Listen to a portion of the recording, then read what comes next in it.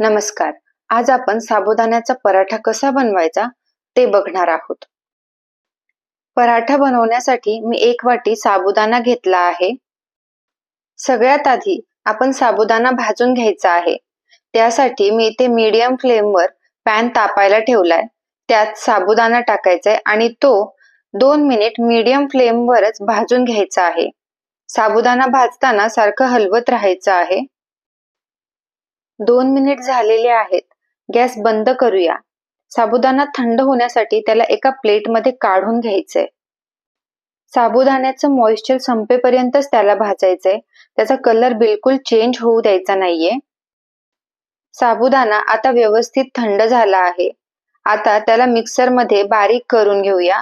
त्याचं पीठ तयार करून घ्यायचं आहे. बारीक केलेला साबुदाणा चाळून घ्यायचा आहे.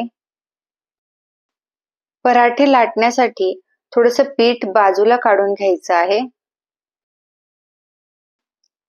1 वाटी उकडलेला बटाटा किसून घ्यायचा आहे. 1 चमचा हिरव्या मिरचीची पेस्ट आणि चवीनुसार मीठ टाकायचे. व्यवस्थित मळून घ्यायचं आहे.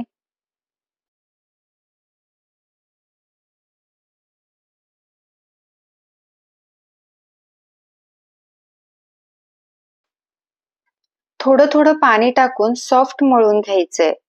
जास्त टाईट मळायचं नाहीये, सॉफ्ट करून घ्यायचं आहे.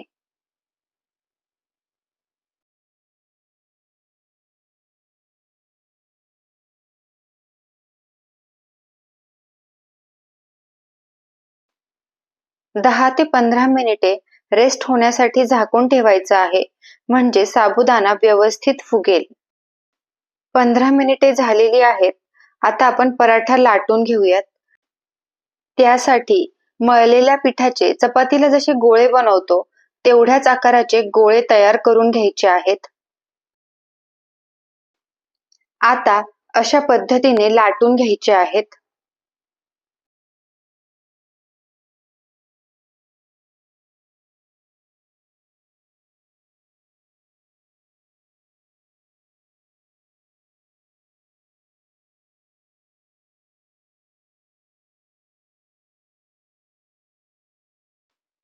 गॅसवर मी तवा गरम व्हायला ठेवला होता.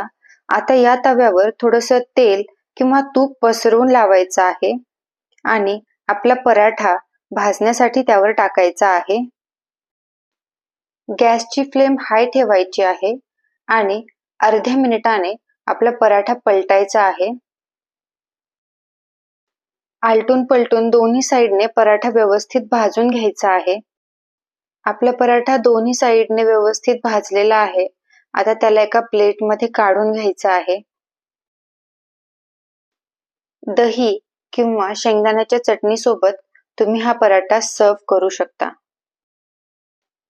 जर तुम्हाला माझी ही रेसिपी आवडली असेल तर चॅनलला सबस्क्राईब नक्की करा. धन्यवाद.